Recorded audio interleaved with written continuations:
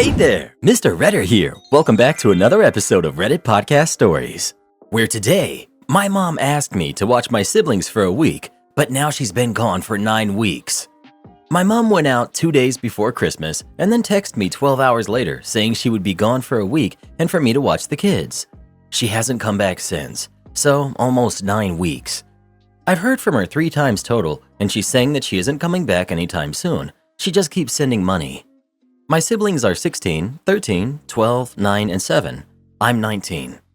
I'm surviving looking after the kids by myself, and to be honest, not much has changed because I did most of it when my mom was here anyway. We live with our nan, but she doesn't help with them either really, and my older siblings are long moved out. I guess my question is my mom being gone a serious issue legally and with social services? I don't want to risk them going into care. Been there, done that when I was younger, so I haven't told anyone that she's gone. I'm scared of what will happen if people find out, so I don't want to even ask the question IRL. Can your nan provide assistance? OP. I don't know. I guess all I know is I really don't want them going into care. The system where we live is horrible, and I just don't want them to go through that. I don't feel like my life prospects are great anyway, and I don't want to send them into care so I can maybe have a bit better life. Because I doubt I would anyway, and I think the guilt would be too much for me, so I'd rather just stick it out with them.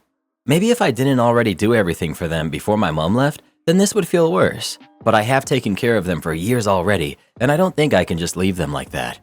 My nan might agree to that. For now, she just says my mom will be back soon. She refuses to help with the kids generally because she's been there, done that, or whatever, and she says that she's too old. You need to report her, but at the same time, tell them that you will look after them. Your mom needs to learn that she can't do this. OP. I would do that if it was guaranteed I could keep them, but I don't know if that's even possible or at all likely with so many of them, and we aren't rich. Maybe 1 or 2 kids they would say okay, but 5 just seems unlikely that they would let me keep them. Why do you think your life prospects aren't good? You're 19. You have your whole life ahead of you. This is really unfair of your mom to do this to you. I totally get not wanting your siblings to go into the system, but you need to think about setting yourself up to be in a position where you could take care of them if that's your goal. The youngest is 7. You're looking at a long road of caregiving if you go this route, and you need to be able to support yourself and them if that's your goal. OP. I didn't do great in school. We don't have much money. We live in a bad area. I can tick most of the boxes for things that set you back in life. I work now and make a decent wage, but I just can't imagine being able to enjoy that if I let go of my family. I have thought about it a lot, and I used to wish I could just go and live my own life, but reality is, I couldn't do that. Does your mother have some type of benefits that might be helpful for the kids? And is your father in the picture? OP. I don't have POA, or know how I can even get that. I assume it would come with legal guardianship. I think she does, but I don't really know the details or how much. She goes through phases of talking about that stuff, but she also lies a lot. She claimed that she's getting nothing from the government, but she also claimed she got thousands from our dad, which is impossible because he's the definition of a train wreck, and I don't know when he has even had a job. I can make 4,000 to 5,000 Australian dollars per month depending on what shifts I'm able to do. Lately, I'm only able to work 30 hours a week when the kids are in school, so I can't earn as much. But my mom has sent money, and my nan covers most bills, so I don't have a huge amount of expenses. Food for 5 is a lot, but I'm doing okay so far, and I can save a small amount. Food and clothes should be fine. I mainly worry about birthdays and other big expenses like that, but that's why I'm trying to save as much as possible for those times. No idea where my dad is. We haven't seen or heard from him for around 5 years. Before that, he would just come and go. The age gaps between the siblings are the times he disappeared. He would vanish for sometimes years, then reappear, and they'd have a couple more kids. I want to keep them here with us, so really I just need advice on how to go about that. Update. I spoke to my mom on the phone, and I told her I want her to give me custody of the kids since she's refusing to come back or say when she will be back, and I'm done with her BS. We argued for like an hour, but in the end, she said she would do it after I told her I was going to call the authorities on her. Before speaking to her, I spoke to a lawyer, and I should be able to get legal guardianship through a parenting order, which will go through court. My 22-year-old brother said he will move home and help me under the condition that my mom doesn't move back as he refuses to be around her. His income and input will help a lot, and he seems serious about wanting to be involved with parenting and taking care of the kids, especially our little brother, as he needs a male role model badly. If we can't get custody, then my nan should be able to. Either way, my mom is very unlikely to get custody unless she suddenly decides to start caring. Getting legal custody is the outcome I want, so I'm relieved it seems like a real possibility. Now I'm just trying to do a total overhaul of everything with the kids because I think they need a lot more structure, discipline, rules, routine than what they've had until now. I've realized I don't really know anything about good parenting, so I have a lot to learn. Maybe I'll get some books. Until now, our house has been more like a house share with everyone doing what they want and running around feral rather than anyone really guiding the kids. I grew up even more feral, and I don't think it's a good way to be raised. So I'm starting a bath and bedtime routine for the youngest two and a curfew for the teenagers. Because right now, the 12-year-old goes off on his skateboard and will just show up again at like 10 p.m. on a school night. I've also been giving them much better food than they usually have, and it's been rough to get them to eat healthy, but we have made so much progress already. Any advice on instilling rules would be welcome, as I don't think it will be easy, and I've never had any kind of actual parent role model in my life. Is it possible that your nan helped to get your siblings in therapy? OP. We can't afford therapy, and we don't have any access to it where we live. Even if we had the money, I'm pretty sure it would be a 3-hour round trip to the nearest one. That times 5 would be impossible. I will definitely try to make sure to give them choices and to listen to them as much as possible. I already approach things differently with them as their personalities are so different. Some need me to be a lot more authoritative to even have a chance of them taking me seriously. One cries if she even suspects that I'm mad at her. It's a lot to learn, but I'm willing to give it everything I've got and hope that will be enough. Now that I won my husband back, I'm leaving him. I have secured an apartment for my baby and me, and I've put everything in order and prepared for custody, shared or otherwise. I've divided the money and transferred my share to a third account, and it will stay there until the divorce proceedings and the dividing of the assets. I found out that my husband was having an affair while I was postpartum. I didn't know if I would make it through this because I love him, and it felt like my heart was broken into a million pieces. I thought that it was over, but my curiosity got the best of me. I wanted to know why. What was it she had that I didn't? Did he love her? I started reading his text, and everything was there. He felt like he was alive again. He was happy and excited. She's single and childless, so she had all the time in the world to make him her priority. He felt seen and desired by her. I was confused because even with life coming between us, he was always my love, and I made sure that he knew that every day. Still, it wasn't enough. I read thousands upon thousands of messages between them, and I started being everything that he had wanted. In the beginning, it felt weird, and he was confused, but I just went on. Every time he made plans with her, I found a way to make him stay, or I made sure that I sent him exhausted to her. The messages became less and less frequent, and the passion and the excitement subsided. Soon, answering her became more of a chore. The complaining started and him pulling away. He was happier at home, and he couldn't wait to come home. He started texting me again during the day. The sweetest texts of how he missed me. He was his old self back. One day, what I hoped and waited patiently for happened. He ended things with her. He told her that he loved me and that now everything was great again. Her services weren't needed, in other words. I felt relief, and finally I could move on. Now I'm preparing for my divorce. He will get the papers the day I leave for my new life in my new apartment. I know I will get a lot of hate for this because I have neglected my husband and pushed him to seek solace in another woman's arms when I apparently could have given him what he sought all along. And believe me, I will bear the guilt for the rest of my life. In my defense, I didn't do it intentionally. Our lives had just been altered drastically, and I was trying to navigate this new and exciting existence. I was immersed in this new kind of happiness that I thought I was sharing with him, and I was trying to get to know my new body that I couldn't recognize anymore. A real scary feeling. But he could have come to me with his hurt. He could have talked to me about his suffering. He could have tried to make me understand, but he chose not to. He decided to deceive me, deceive us. He ruined our love and our future and even our history. Nothing was, is, or will be the same again. I just hope you took screenshots of those texts. This isn't petty revenge, but nuclear revenge, and I for one ain't mad at you. Revenge is best served cold, and this is ice cold. All the best to you and your little one in your new life. I think it's interesting that all she had to do was give him a little bit of attention, and that's all he needed. Besides being deceitful and a narcissist, I wonder what she's really like. Be proud of yourself. I'm gonna say something that's gonna get downvoted to heck, but forget the peanut gallery. What you did is psychotically manipulative.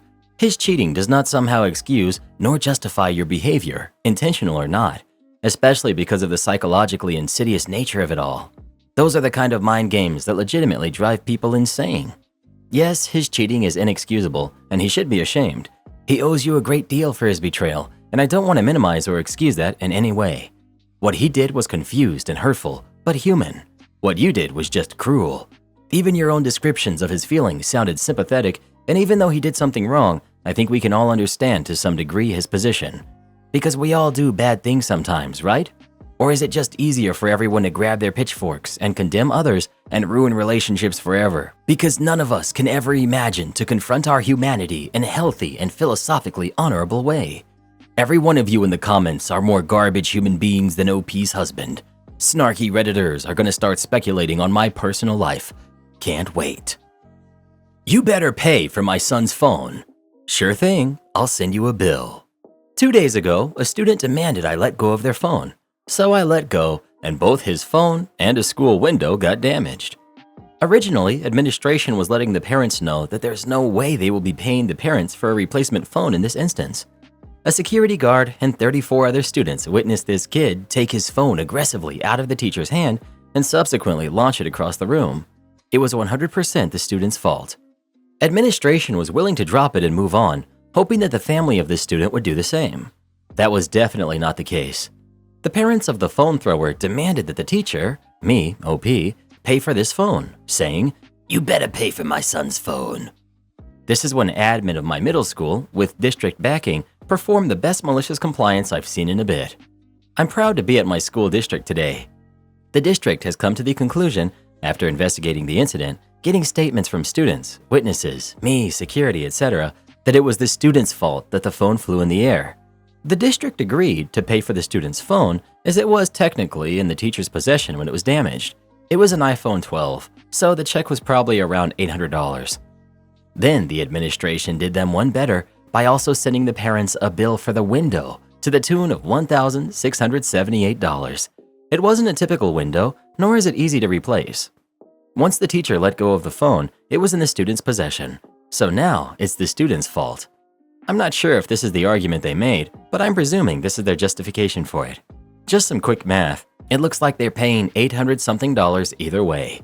Plus, the student is in in-school suspension for destruction of school property. Am I the jerk for asking my boyfriend to lose weight? My boyfriend, over the past couple of years, has changed a lot. He was in an accident and needed surgery on his leg, and due to pain, he couldn't do much for a while. However, last year, we successfully did a 4-mile walk, so it isn't non-functioning by any means. Anyway, he was what would be considered a healthy average weight when we first met. Now he's 250 pounds. It has honestly affected how attracted to him I am, and I feel awful about it. But today, I told him I'm worried, and I asked him if he was doing all right, mentally, physically, etc. He said he was fine. I asked about his gym membership, and he said that he stopped using that a while ago. I asked if he would consider going on runs with me, but he wasn't big on the idea due to his leg pain. I suggested swimming, but that fizzled out without an answer. I asked if he wanted me to support him in any way, like starting to track our calories or cooking healthier for us both, and he told me if I did that, he'd just go binge sweets. Finally, he stood up and told me, "I've been this weight before. I'll be fine. My labs all check out." After some silence, I relented to ask him if he'd considered doing it for me. Am I the jerk? Not the jerk. Honestly, the more weight he has on the knee, the worse it will be. Not the jerk. Gaining 50+ pounds in 2 years is not normal or healthy, so you're right to express those concerns. But I would encourage you to sit down and think about how much of your feelings are because of the aesthetic aspect of his physical appearance and how much of it is because of his defeatist attitude and lack of effort. If he were confident and energetic, would this be as much of an issue for you? You're the jerk. No way are you all saying not the jerk. A man asked if he was a jerk because he asked his girlfriend to lose weight because she was getting obese and unhealthy, and everyone said you're the jerk. The double standards never fail to amaze me in this sub. Yeah, that's what got me too. Had the roles been switched and OP was male, they would have been absolutely destroyed in the comments. And it's disappointing how predictable it is. As soon as I read, I knew I would scroll down to the majority of not the jerks, But if the genders were flipped, it would be a resounding "you're the jerk." This guy even has a recent and serious injury that makes exercise difficult, and people are still siding with her. You're the jerk. His weight is not what you love him for, right? It shouldn't matter if he's obese or not. You are shallow if you can't live and be attracted to someone regardless. It's disgusting behavior to only be attracted to someone's weight, is what most comments would say if OP is a man and the partner was the woman. Well, who do you think is the jerk? OP or her boyfriend? Please let us know. Am I the jerk for using my husband's affair with my cousin against them? My grandparents give each of their grandkids enough to buy a house when we graduate from college. We have to get through college on our own. My older brother made it through with some debt, so he paid that off and still got enough for a 50% down payment and money in the bank for emergencies. I was lucky enough to qualify for a scholarship as well as a bursary through my father's employer. When I graduated, I bought a small house close to public transportation so I could take the train to work. A few years later, I met and married my husband. He met my cousin, Yvonne, at my wedding. She's beautiful. I know I'm not ugly, but she's gorgeous. They started an affair about 3 months after the wedding. I found out because they're both stupid. I was hurt, but more than that, I was furious. I wanted to kick him out immediately and divorce him. Instead, I waited almost 6 months. A month before she graduated from university, I went to my grandparents and broke down. I told them that I just found out about the cheating and that I was shattered, that my own family would do that to me. I stayed with them for a couple of weeks. My husband tried to get to me, but I didn't talk to him. My grandmother helped me get a lawyer for the divorce during this time. My cousin has basically been shunned by the family now. My house was a premarital asset and was covered in our prenup. I gave my ex 1 month to move out. My grandparents are old school about marriage and family. They are beyond upset. They said that they couldn't fix what she did, but they could make their displeasure clear. They gave me her money. She had taken out student loans since she knew she could pay them back. She also chose a degree that was not exactly in the STEM areas, so she will not be making a great salary coming out of school. My ex is begging me to let him stay because he loves me. I said that he would not hook up with other women if he loved me. I know he doesn't. He just did the math and found out how done for he is. My aunt and uncle are also upset at me for doing my cousin out of so much money. I want to be clear here. It was never my intention to take her money. I just wanted our grandparents to not give it to her. Me getting it was just frosting on the cake. Right now, the family is divided, but mostly on my side. They don't want to openly disagree with my grandparents. Everything is over and done with. The divorce will take a little more time, but my money is in my retirement account. My ex is out of the house, and my cousin can go forget herself. I feel guilty about not confronting them immediately and for bringing my grandparents into it. My ex asked me how I knew. I told the jerk his texts were all showing up on our tablet before he deleted them. I had screenshots of everything. So I guess I'm asking if I went too far and whether that makes me the jerk in this situation. Not the jerk. She knew she was doing wrong, and she should have known there might be consequences. She isn't a kid anymore. She's responsible for her own actions. You did her out of money, but she did you out of your marriage. Or more precisely, your husband. Not the jerk. Am I the jerk for not coming to terms with the fact that my wife cheated on me 14 years ago before our marriage? I, 35 male, am married to my wife, 37 female, for 11 years and together for 14. We have a beautiful 7-year-old daughter, and our marriage has been great without any major problems until last year. Last year, I learned that my wife had cheated on me before our marriage. One of her friends became religious and confessed her actions to me, which had me confront my wife. She was shocked that I learned it and apologized profusely about her actions. However, she said that it's not something important now because we've been going strong and have a family together. She told me I should come to terms with it since it happened 4 months into being exclusive, and she was a stupid kid out of college back then. My mind told me the same. It happened 14 years ago, and we're happy right now. I decided to forgive her and continue our usual life. Reality was not that great. My mental took a big hit. I realized it's not something that happened 14 years ago for me.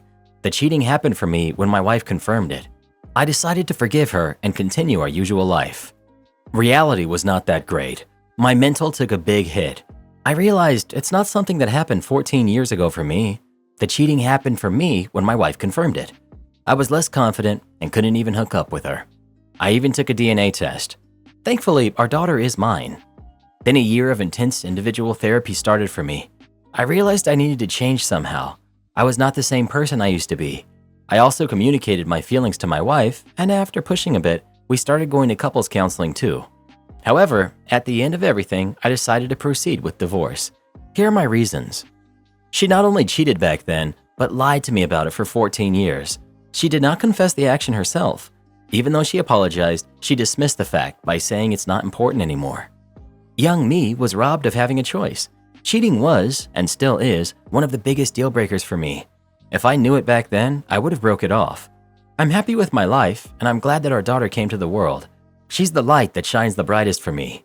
One of the biggest reasons I keep living, but I still was robbed of a choice back then. This also started affecting family life, which could affect our daughter. I think our daughter would be better off having us as co-parents instead of living in a broken family environment where consistent arguments are present. Last week, I had to sit down with my wife and explain everything I wrote here in detail, my feelings, reasonings, and some other private things too. I've been talking to a lawyer for the last month, and papers are almost finalized. 50-50 custody, 50-50 asset sharing, and as amicable as possible. I explained everything thoroughly and clearly to her. She freaked out and had a panic attack. We spent the night at the ER. She's begging me to reconsider and not throw away 14 years. However, even though I would like to stay, it will result in us being roommates and a broken family environment for our daughter. Am I in the wrong here? This isn't about being a jerk or not. You're not able to deal with something, and it's changed your view of someone. This isn't a jerk or not question. You aren't able to love her the way you did before. You no longer trust her. Your relationship is dysfunctional. Therapy didn't help. Calling you, or her, after all, she's the cheater, a jerk will solve absolutely nothing. All you can do is to make the separation as smooth as possible for your daughter. Pregnant woman demands my seat on the bus. Sorry, Karen, not gonna happen. I, female, was coming back home from college using the public transportation as I often do. I live in Argentina. In my stop, there were plenty of seats available. I picked one in the back of the bus near the door. A few stops after, a pregnant woman got in. She ignored the first seats, which are the priority seats, and came up to me and asked if I could give her my seat. At the time, the bus was crowded enough to not have any seats available.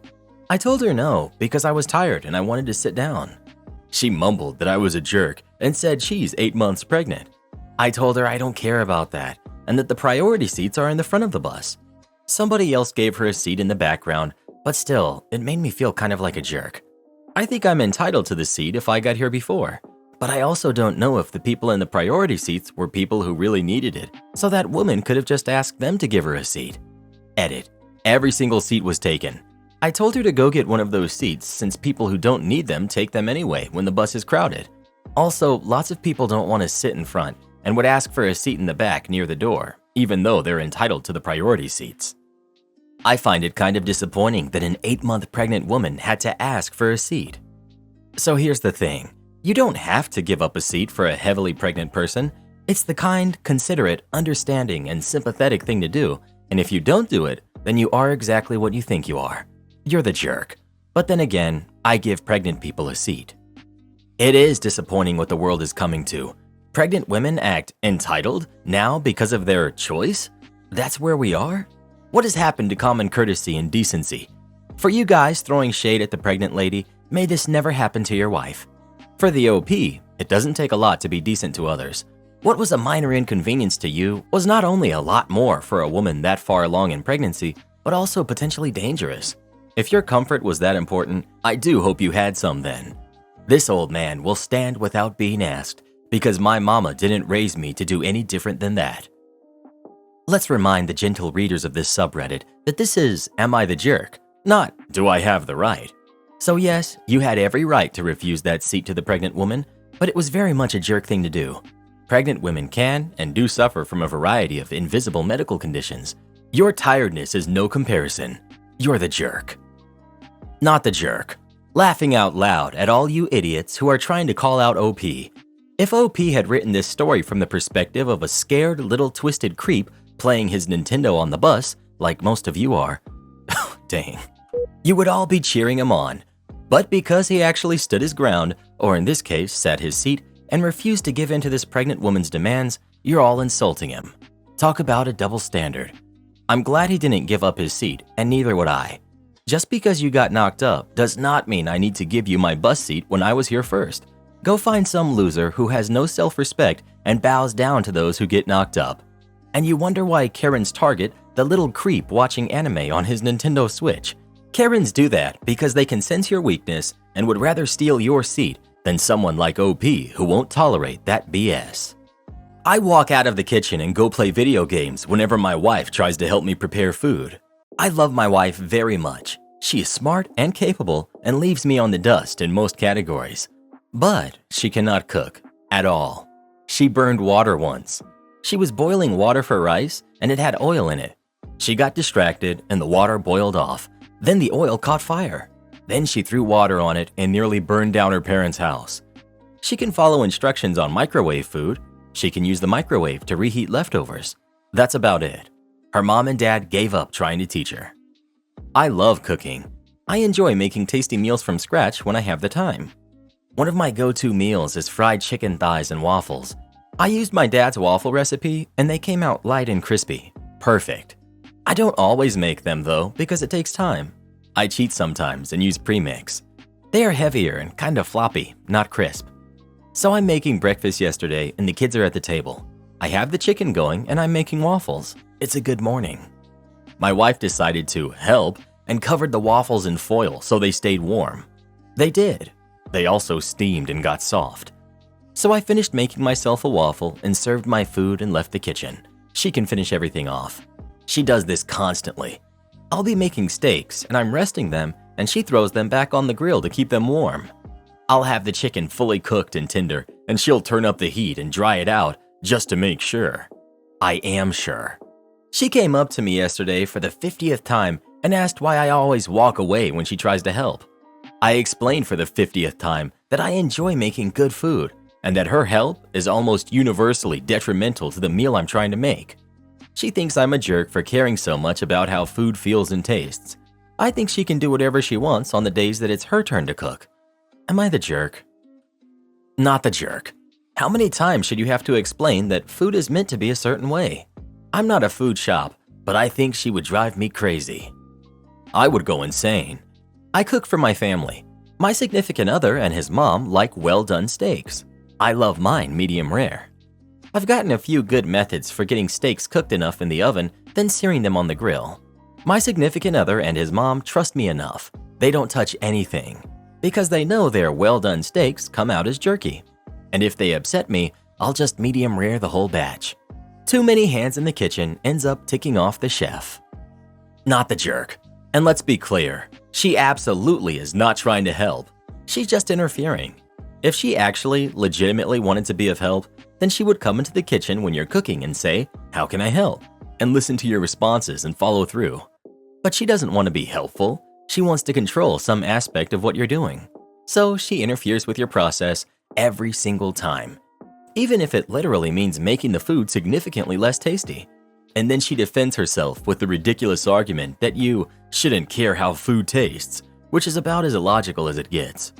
You're not the jerk, and you have addressed this about as kindly and thoughtfully as possible, because a lot of us would have gotten downright rude by now at what is best her constant disruption and could arguably be deemed conscious sabotage on her part of your kitchen efforts. Gently, I would suggest that your wife needs therapy to figure out why she can't just ask you how she can be helpful, but rather needs to actively interfere anytime you try to cook. Is she jealous that you're a better cook? Does she just have control issues in general? Because something is going on here, and in all of it, you are not the jerk. Am I the jerk for publicly scolding my boyfriend's picky eating? Context. I'm 27, female. My boyfriend, Chris, who's 29, is the absolute pickiest eater I've ever met. No, he doesn't have food allergies. No, he has no intolerances. He's just picky. I don't blame him for that. His mom didn't know how to cook a whole lot, so Chris's palate adjusted to it. Since we've been together though, we've worked on cooking dinners with one another to try and find things with ingredients he'll enjoy that may be outside his comfort zone. Anyway, last night, my parents said that they would love to go to dinner with Chris and I. My parents live in another part of the state and I don't see them often, so I ran it by Chris and we made plans. The restaurant was a new seafood place that opened close to where we live. Since I knew how picky Chris can be, I asked him to look over the menu before we went, so we could make sure there would be something that he'd eat. He told me he looked it over and would have the salmon. Fast forward to this evening when we all sat down to eat and he made a disgusted face looking at the menu. I asked what was wrong and he told me there's nothing he'd eat. My parents looked a bit hurt, so I pulled Chris aside and said that I couldn't believe he'd do this, that if he wouldn't like the food, he had all of yesterday and most of today to pick a different restaurant. I then commented that I was just annoyed by his picky eating because now it's hurting my parents, and left the restaurant with him after apologizing to my parents. He told me that he was in shock that I didn't defend him and that I should have known he would be unhappy and was being a total jerk for publicly humiliating what he can't control. Am I the jerk? Quick edit about the salmon. I had asked him about that, and I guess the problem is he read the menu again and saw how it was prepared, and he didn't care for the seasoning that was going to be on the salmon. Edit. Oh geez, this started blowing up far more than I expected. I'm sorry I'm not able to respond to all of your comments, but I have read them and I really appreciate your support. I will be spending some quality time with my parents to see a movie the three of us enjoy, and Chris will not be attending. Update. A lot of these comments have really opened my eyes, and I'm not sure that this is someone I would be okay to spend my life with. Unfortunately, at this moment in time, Chris and I are living together and we split bills 50-50 with both our names on the lease. Most likely, when the lease is up, I'll be living by myself though and reevaluating my relationship. My parents and I also had a wonderful time with the movie last night, did some catching up, and guess what? We're going out for seafood tonight because we all want to. Not the jerk, because you did everything to accommodate him, but he changed his mind. But why did you leave the restaurant? I'd have finished the meal and made him wait. Surely there were some side dishes or appetizers he could have snacked on. Do this next. Tap here on your screen to come see our new podcast playlist, where you'll find thousands of hours of the best stories you've ever heard. Or tap the one on the right. That episode is specifically just for you, based on other videos you've enjoyed the most.